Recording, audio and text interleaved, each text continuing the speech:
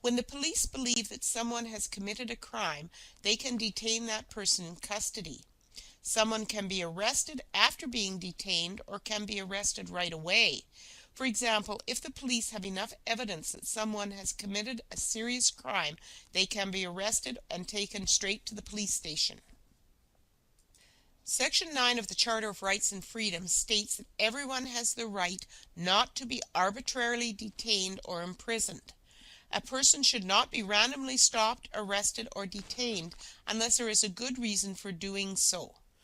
If a person is detained, the detention should either lead to an arrest within a short period of time or the person should be allowed to leave. The police cannot force someone to be detained unless they officially arrest them. If a person is arrested, his or her request to contact a lawyer must be honored by the police. Duty counsel may be provided to an accused person should they have difficulty meeting with their own lawyer.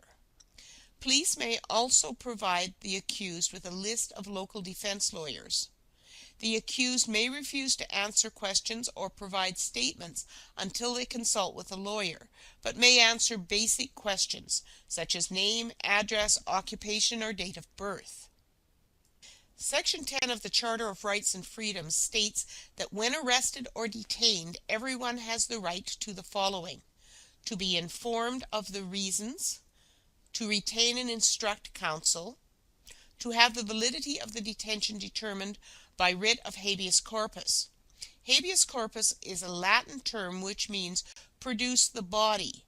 In current legal terms, it means to present a case of why the accused is being denied his or her freedom. If an accused person cannot afford their own lawyer, they may be eligible for legal aid, which is paid for by the government through taxes. Candidates also include those on social assistance or welfare or others who have very low income.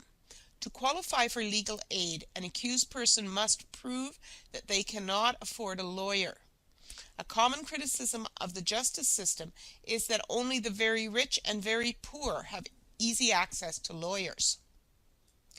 After someone is arrested, he or she may be released pending trial.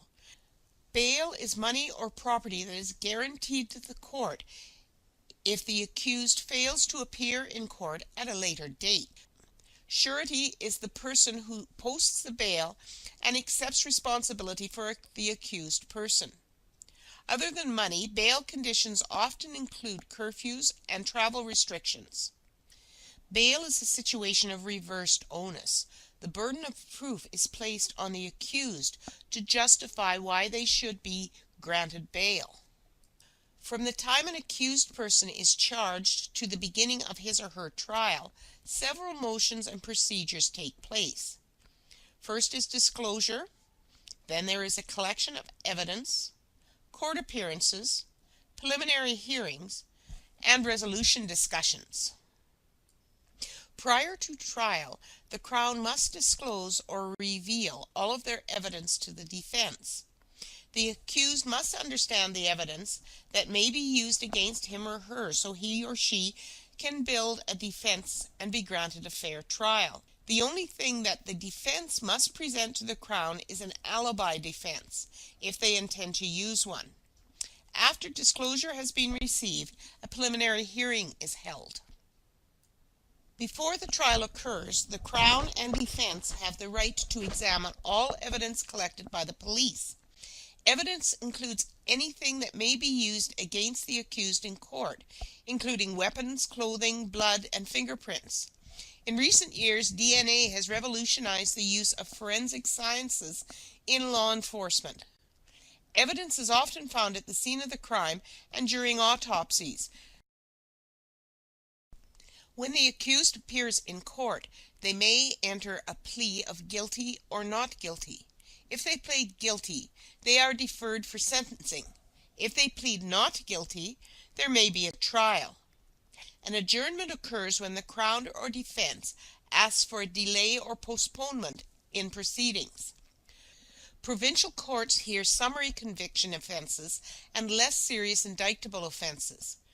Provincial superior courts hear the most serious indictable offenses, for example, murder. The preliminary hearing is used to determine whether there is enough evidence to proceed to trial. During this hearing, a judge hears a description of the Crown's evidence and some of the Crown's witness testimony. If there's not enough evidence to justify a trial, all charges against the accused are dropped. The Crown must establish a prima facie case, that is, a justification for a trial. Resolution discussions occur between the Crown and the defense before a trial begins in an attempt to resolve the case without going to trial.